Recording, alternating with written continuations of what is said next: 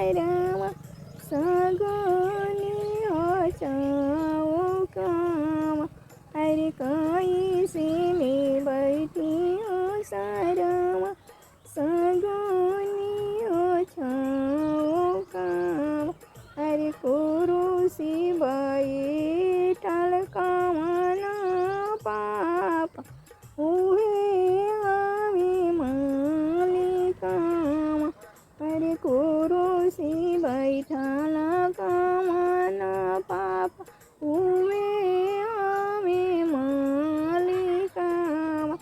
अरे उनके हुकुम में ईश्वरमा बैठा में हम चौकामा।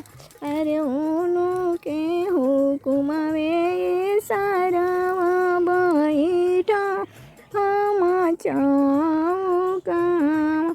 अरे उनके हुकुम में